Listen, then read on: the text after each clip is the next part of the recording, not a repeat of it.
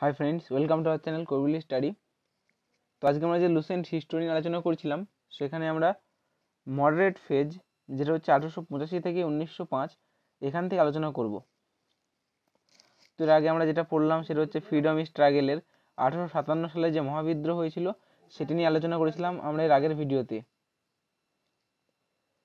তো আজকে আমরা আলোচনা করছি মডারেট ফেজের। তো মডারেট ফেজ যেটা হচ্ছে ইম্পর্টেন্ট অর্গানাইজেশন বিফোর কংগ্রেস। তো কংগ্রেস আমরা জানি 1885 সালে কংগ্রেস প্রতিষ্ঠিত হয়, 1885 সালে। তো সেই কংগ্রেস প্রতিষ্ঠার আগে যে সমস্ত অর্গানাইজেশনগুলো হয়েছিল সেগুলো সম্পর্কে জেনে নেই। কোন কোন অর্গানাইজেশন হয়েছিল, যেমন প্রথমে দেখো ল্যান্ড হোল্ডার সোসাইটি, বা যাকে আমরা বলে থাকি জমিদার সভা। ল্যান্ড হোল্ডার সোসাইটি বা জমিদার সভা, যেটা প্রতিষ্ঠা করেছিলেন দ্বারকানাথ ঠাকুর 1837 সালে কলকাতাতে। এরপর আমরা নেক্সট দেখব ব্রিটিশ ইন্ডিয়া সোসাইটি, যেটা প্রতিষ্ঠা হয়েছিল লন্ডনে 1839 সালে, প্রতিষ্ঠা করেছিলেন উইলিয়াম অ্যাডাম। এরপর হচ্ছে British India Association, result of the merger of 1 and 2, এটা হচ্ছে প্রতিষ্ঠা হয়েছিল ক্যালকাটাতে 1851 সালে, প্রতিষ্ঠা করেছিলেন দেবেন্দ্রনাথ ট্যাগর। এরপর আমরা নেক্সট চলে আসবো মাদ্রাজ নেটিভ অ্যাসোসিয়েশন, যেটা প্রতিষ্ঠা হয় মাদ্রাজে 1852 সালে, সিওয়াই মুডালিয়ার এটা প্রতিষ্ঠা করেছিলেন। নেক্সট হচ্ছে বোম্বাই অ্যাসোসিয়েশন, এটা প্রতিষ্ঠা হয়েছিল বোম্বাইতে 1852 সালে, জগন্নাথ শঙ্কর শেঠ এরা প্রতিষ্ঠা করেন। নেক্সট হচ্ছে ইস্ট ইন্ডিয়া অ্যাসোসিয়েশন, এটা প্রতিষ্ঠা হয় লন্ডনে 1866 সালে, প্রতিষ্ঠা করেন দাদাভাই Naoroji. East India association. Next আমরা দেখব পুনা সার্বজনিক সভা, যেটা হচ্ছে মোস্ট ইম্পর্টেন্ট। পুনা সার্বজনিক সভা কত সালে প্রতিষ্ঠিত হয়? 1870 সালে পুনাতে, প্রতিষ্ঠা করেন SH চিপলুঙ্কার আর GV যোশী, MG রানাডে। তো এখানে মোস্ট যেটা ইম্পর্টেন্ট সেটা হচ্ছে MG রানাডে, পুনা সার্বজনিক সভার সাথে মোস্টলি যেটা পরীক্ষায় আসে বারে। তো এরপর আমরা নেক্সট যেটা দেখবো সেটা হচ্ছে ইন্ডিয়ান সোসাইটি। ইন্ডিয়ান সোসাইটি প্রতিষ্ঠা হচ্ছে লন্ডনে 1872 সালে, প্রতিষ্ঠা করেন আনন্দমোহন বসু। ইন্ডিয়ান লীগ প্রতিষ্ঠা হয় কলকাতাতে 1875 সালে, প্রতিষ্ঠা করেন শিশির কুমার ঘোষ। ইন্ডিয়ান অ্যাসোসিয়েশন বা ভারত সভা, এটা প্রতিষ্ঠা করেন সুরেন্দ্রনাথ ব্যানার্জি আর আনন্দমোহন বসু। ভারত সভা প্রতিষ্ঠা হয় কলকাতাতে 1876 সালে। এরপর দেখো ইন্ডিয়ান ন্যাশনাল কনফারেন্স, যেটা হচ্ছে কলকাতাতে হয়েছিল 1883 সালে। নেক্সট আমরা দেখব মাদ্রাজ মহাজন সভা, যেটা মাদ্রাজে প্রতিষ্ঠিত হয়েছিল 1884 সালে, প্রতিষ্ঠা করেন কে? পি রাঙ্গিয়া নাইডু, ভি রাঘবচারী, আনন্দ চার্লু আর GS আয়ার। তো এরপর আমরা দেখি নেক্সট যে অর্গানাইজেশন আছে সেটা হচ্ছে বোম্বাই প্রেসিডেন্সি অ্যাসোসিয়েশন, যেটা প্রতিষ্ঠা হয়েছিল বোম্বাইতে 1825 সালে। ফাউন্ডার ছিলেন ফিরোজ শাহ মেহতা, KT তাইলং আর বদরউদ্দিন তৈয়বজি, এই বোম্বাই প্রেসিডেন্সি অ্যাসোসিয়েশনের। এবার কিছু দেখা যাক ইন্ডিয়ান ন্যাশনাল কংগ্রেস। তো এই ইন্ডিয়ান ন্যাশনাল কংগ্রেস বা ভারতের যে জাতীয় কংগ্রেস, সেটা প্রতিষ্ঠা হয় বোম্বাইতে, আমরা সকলেই জানি 1885 সালে, প্রতিষ্ঠা করেন AO হিউম বা অ্যারন অক্টোবিয়ান হিউম। তো এটা সম্পর্কে কিছু জানা যাক এবার আমাদের ইন্ডিয়ান ন্যাশনাল কংগ্রেস সম্পর্কে। দেখো the Indian national union was formed 1884 by AO Hume. তো আমাদের প্রথমেই কিন্তু যে নাম ইন্ডিয়ান ন্যাশনাল কংগ্রেস কিন্তু হয়নি, INC কিন্তু প্রথমেই হয়নি।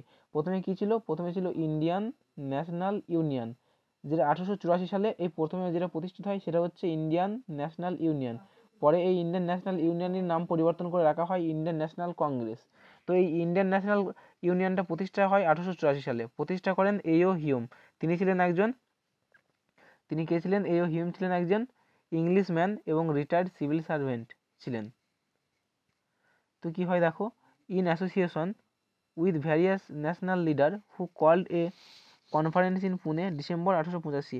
তো এই যে একটা ইন্ডিয়ান ন্যাশনাল ইউনিয়ন, সেখানে তিনি ডাকেন, এই যে AO হিউম তিনি একটা কনফারেন্সের জন্য ডাক দেন, সেটা বলেছিলেন যে পুনেতে হবে, কত? ডিসেম্বর 1885 সালে পুনেতে হবে। কিন্তু সেই সময় পুনেতে কিন্তু হয়নি, তার কারণ সেখানে খুবই কলেরা ছড়িয়ে পড়ে, কলেরা মহামারীর কারণে। দেখো the conference receive the unanimous support of all Indian leader but the venue was shifted to Bombay for various reasons। তো এখানে দেখো এই কংগ্রেসে এই যে ইউনিয়নের পেছনে সাপোর্ট পাওয়া গিয়েছিল বড় বড় লিডারদের কাছ থেকে, কিন্তু এই যে এটা কিন্তু বোম্বাইতে হয়নি, ইন্ডিয়ান ন্যাশনাল কংগ্রেসের প্রতিষ্ঠাতা বোম্বাইতে হয়নি। তার পেছনে বিভিন্ন কারণ ছিল, তার মধ্যে সবথেকে যেটা গুরুত্বপূর্ণ কারণ সেটা হচ্ছে outbreak of cholera in Pune. কারণ সেখানে এই যে পুনেতে কলেরা মহামারীটি কিন্তু প্রবলভাবে ছড়িয়ে পড়েছিল, তাই ইন্ডিয়ান ন্যাশনাল কংগ্রেসের যে কনফারেন্সটা হওয়ার কথা ছিল সেটা কিন্তু পুনেতে হয়নি, সেটা বোম্বাইয়ে স্থানান্তর করা হয়, শিফট করা হয় পুনের বদলে।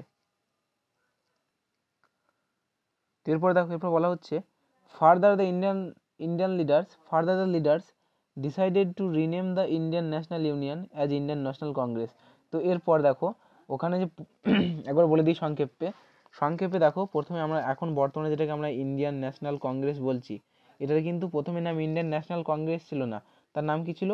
Indian national union. এই ইন্ডিয়ান ন্যাশনাল ইউনিয়ন এটা প্রতিষ্ঠা করেছিলেন কে? প্রতিষ্ঠা করেছিলেন এ ও হিউম, বা যাকে আমরা বলে থাকছি অ্যালন অক্টোবিয়ান হিউম। কত সালে প্রতিষ্ঠা করেন? 1884 সালে। তো এ ও হিউম কে ছিলেন? ইনি ছিলেন একজন ব্রিটিশ সিভিল সার্ভেন্ট ছিলেন। এ ও হিউম তিনি প্রতিষ্ঠা করেছিলেন, এবং এই যে এ ও হিউম তিনার সাথে যোগ দিয়েছিলেন কারা? ভারতের বিভিন্ন যারা গুরুত্বপূর্ণ লিডার তারা কিন্তু এই কংগ্রেসের সাথে যোগ দিয়েছিলেন। তো এই কংগ্রেসের মেন উদ্দেশ্য কী ছিল?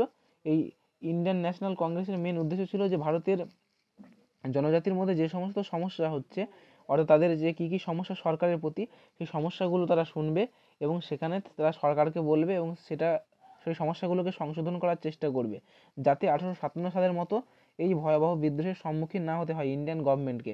তাই দেখতে পাচ্ছ যে এখানে মেন যে হেড সেটা হচ্ছে ইংরেজরাই প্রতিষ্ঠা করেছিলেন, এ ও হিউম। তো এই কারণে এটা আরও প্রতিষ্ঠা হয়। তো এরপরে কি হয় দেখো, লিডাররাই ইন্ডিয়ান ন্যাশনাল ইউনিয়নের নাম পরিবর্তন করে রাখেন, ইন্ডিয়ান ন্যাশনাল কংগ্রেস রাখা হয়। তো এই কংগ্রেসের first session of Indian National Congress was held at, প্রথম কংগ্রেসের যে সেশন সেটা হচ্ছে 1885 সালে। এটা কোথায় হয়েছিল? গোকুলদাস তেজপাল সংস্কৃত কলেজ, যেটা বোম্বাইতে অবস্থিত। এবং সেখানে যে প্রেসিডেন্ট ছিলেন সে হচ্ছে ডব্লিউ.সি. ব্যানার্জি বা উমেশচন্দ্র বন্দ্যোপাধ্যায়। তিনি ছিলেন একজন ভেটারান লয়ার অফ কলকাতা, মানে খুবই নামকরা একজন লয়ার ছিলেন কলকাতার, এবং ইনিই ছিলেন কি ফার্স্ট প্রেসিডেন্ট ছিলেন উমেশচন্দ্র বন্দ্যোপাধ্যায়। তো ওখানে যে বোম্বাইতে যেটা হয়েছিল সেখানে মোট 72 জন ডিলিগেট ছিল, মানে 72 জন প্রতিনিধি ছিল আর কি, ফ্রম অল ওভার ইন্ডিয়া, সমস্ত ভারত থেকে 72 জন ছিল মাত্র। এরপর দেখো, from 1885 onward the INC met every year. তো এই 1850 সালের পর থেকে ইন্ডিয়ান ন্যাশনাল কংগ্রেস প্রতি বছর হতে থাকে।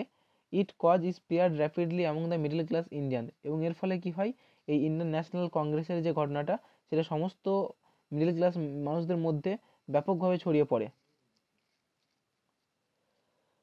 With the foundation of INC in 1885, the struggle for Indian independence was launched in a small hesitant and mild but organized manner.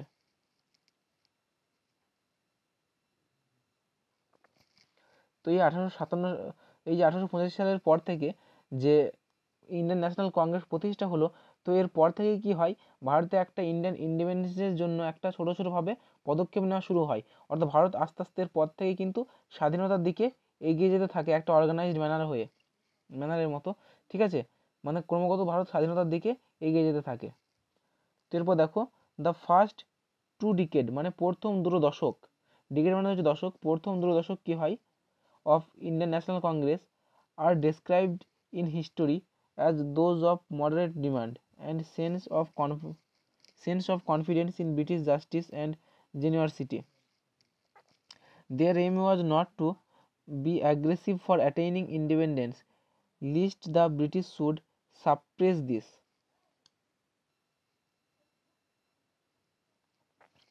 তো এখানে কী বলা হচ্ছে দেখো, এই যে প্রথম দুটো দশকে কী করে, যে সমস্ত ইন্ডিয়ান লিডাররা ছিল তারা খুবই মডারেটভাবে ডিমান্ড করতো যে আমাদের, মানে একটা অনুরোধ চাইতো আর কি, যে আমাদের জন্য স্বাধীনতার জন্য একটা অনুরোধ চাইতো। তারা কিন্তু কোনো তীব্রভাবে কোনো একটা রিভল্ট করেনি, ঠিক আছে, এরকম তারা কিছুই সম্পূর্ণ করেনি। তারা খুবই মডারেটভাবে একটা ডিমান্ড করতো ভারতের ইন্ডিপেন্ডেন্সের ওপর, এবং তাদেরকে এভাবে দমিয়ে রাখা হতো, স্বাধীনতা দেওয়া হতোই না, ঠিক এরকমভাবে দেওয়া হতো, দমিয়ে রাখা হতো। তো এরপরে দেখো শুরু হবে এক্সট্রিমিস্ট ফেজ, মডারেট লিডার, এখানে কিন্তু সেরকম কাজ হবে না। তো এরপরে এক্সট্রিমিস্ট যখন ঠিকভাবে কাজ না হবে তখন অবশ্যই এক্সট্রিমিস্ট দরকার, শুরু হবে। তো এরপরে কি দেখো, মডারেট ফেজে ইন্ডিপেন্ডেন্স এরা চাইলো প্রথম দুটো দশক। Das resulted in Indian council act in 1892 which allowed to some members.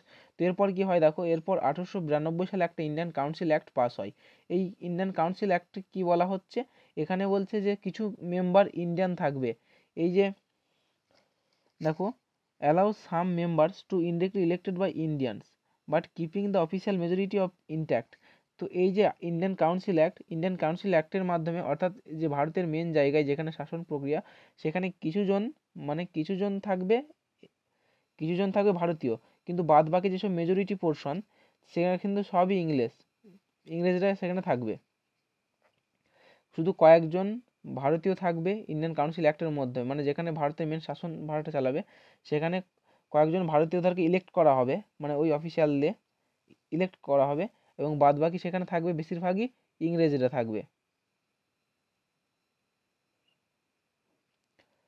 তো এই যে 1892 সালের ইন্ডিয়ান কাউন্সিল অ্যাক্ট, তোমাদের এখানে যদি ডিটেলসে জানতে চাও তো তোমরা সিম্পলি ইউটিউবে সার্চ করে নিতে পারো, অথবা গুগলে সার্চ করে তোমরা দেখে নিতে পারো। 1892 সালের ইন্ডিয়ান কাউন্সিল অ্যাক্টে আসলে অনেক ডিটেলসে বলা হয়েছে, কী কী বলা হয়েছে তোমরা সবই বুঝে যাবে তাহলে ইন্ডিয়ান কাউন্সিল অ্যাক্টে কীভাবে কি নিয়োগ প্রক্রিয়া সম্পূর্ণ হবে, সবই সেখানে তাহলে তোমরা বুঝতে পারবে, ইউটিউবে অথবা গুগলে সার্চ করে নেবে। তো নেক্সট দেখো মডারেট ফেজ। তো এই যে কিছু মডারেট লিডার, এই যে এতক্ষণ বলছিলাম যে মডারেটভাবে আন্দোলন, অর্থাৎ যেমন কীভাবে শুধু অনুরোধ করে যে ভারতের জন্য স্বাধীনতা আন্দোলন, ইংরেজের কাছে অনুরোধ চাওয়ার, সেই সমস্ত লিডারদের নাম আমরা পড়বো। যেমন দাদাভাই নওরোজি ছিলেন, এও হিউম ছিলেন, বদরউদ্দিন তৈয়বজি। আর এখানে মনে রাখবে যে বদরউদ্দিন তৈয়ব ছিলেন ফার্স্ট মুসলিম প্রেসিডেন্ট ছিলেন বদরউদ্দিন তৈয়বজি। যদি বলা হয় ফার্স্ট ইংলিশ প্রেসিডেন্ট তাহলে হবে স্যার জর্জ উল ছিলেন ফার্স্ট ইংলিশ প্রেসিডেন্ট। যদি বলা হয় ফার্স্ট মহিলা প্রেসিডেন্ট কে ছিলেন ইন্ডিয়ান ন্যাশনাল কংগ্রেসের, তাহলে হবে অ্যানি বেসান্ট ছিলেন ফার্স্ট মহিলা কংগ্রেসের সভাপতি। যদি বলা হয় ফার্স্ট ভারতীয় মহিলা কংগ্রেসের সভাপতি, তাহলে কিন্তু হবে সরোজিনী নাইডু। তো এই যে কংগ্রেসের বিভিন্ন সেশন, কংগ্রেসের কিন্তু প্রচুর সেশন হয়েছে, তো তোমাদের লুসেন্ট বইয়েও সব দেওয়া নেই কংগ্রেসের বিভিন্ন সেশন, সেটা কিন্তু লুসেন্ট বইয়ে তোমরা শেষের দিকে দেখতে হবে। শেষের দিকে একটা ছক আকারে কয়েকটি লুসেন্ট বইয়ের সেশন, মানে কয়েকটি সেশন দেওয়া আছে এবং কত সালে হয়েছে সেটা দেওয়া আছে। তো খুব একটা ডিটেলসে দেওয়া নেই তোমাদের, এটা লুসেন্টের কংগ্রেস সম্পর্কে কিন্তু তোমাদের খুব একটা ডিটেলসে দেওয়া নেই। তোমাদের অবশ্যই এখান থেকে কিন্তু ডিটেলসে জ্ঞান দরকার। তো তার জন্য তোমরা উইকিপিডিয়া থেকে সার্চ করে নিয়ে দেখতে পারো, অথবা কোনো একটা ভিডিও থেকে তোমরা নোট করে নিতে পারো। লুসেন্টে কিন্তু খুবই কম ইনফরমেশন দেওয়া আছে ইন্ডিয়ান ন্যাশনাল কংগ্রেস থেকে, যদিও কিন্তু এটা খুবই ইম্পর্টেন্ট। সমস্ত পরীক্ষায় কিন্তু ইন্ডিয়ান ন্যাশনাল কংগ্রেস থেকে প্রশ্ন থাকছেই, হায়ার লেভেল বলো বা লো লেভেল বলো, ইন্ডিয়ান ন্যাশনাল কংগ্রেস থেকে থাকছেই, কিন্তু খুবই সংক্ষেপে দেওয়া আছে প্রতিটা কংগ্রেসের প্রতিটা সেশন।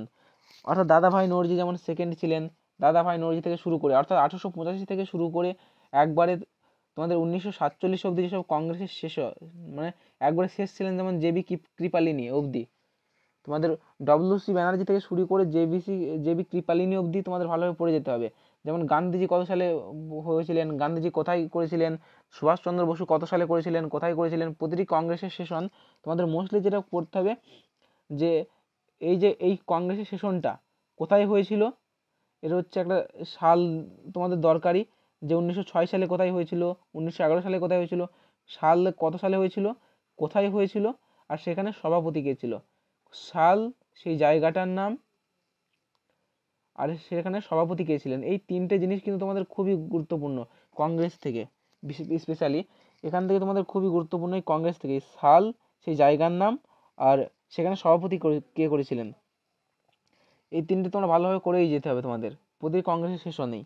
তো এরপরে দেখো কিছু মডারেট লিডারের নাম দেওয়া আছে, যেমন Dadabhai Naoroji, A O Hume, Badruddin Tyabji, M G Ranade, Umeshchandra Bandyopadhyay, Feroze Shah Mehta, Surendranath Banerjee, C Sankaran Nair.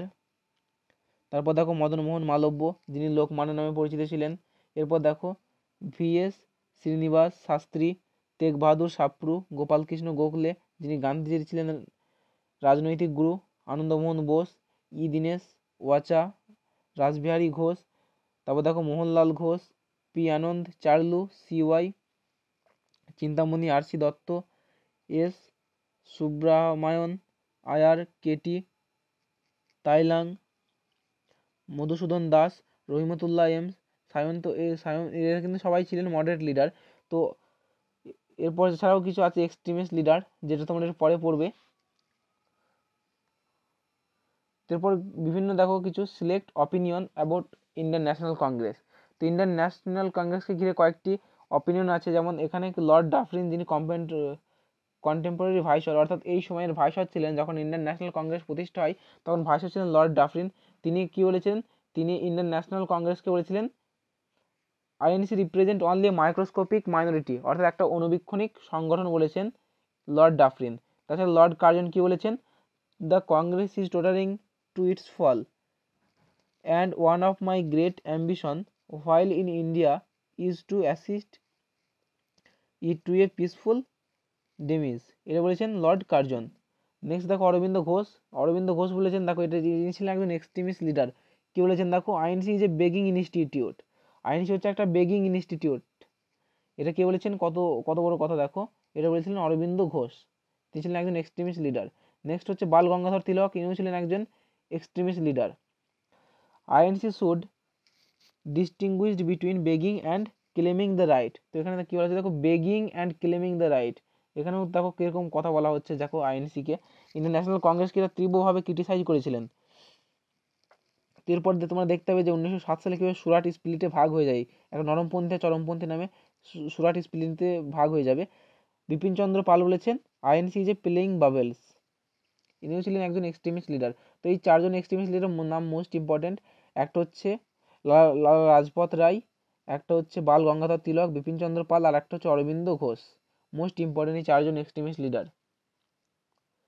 তোমাদের বলছি, তোমাদের লুসেন্ট বই থেকে তোমাদের যা দেওয়া আছে, আর লুসেন্ট বই শেষে দেখবে ছকাকারে দেওয়া আছে ইন্ডিয়ান ন্যাশনাল কংগ্রেস কত সালে হয়েছিল।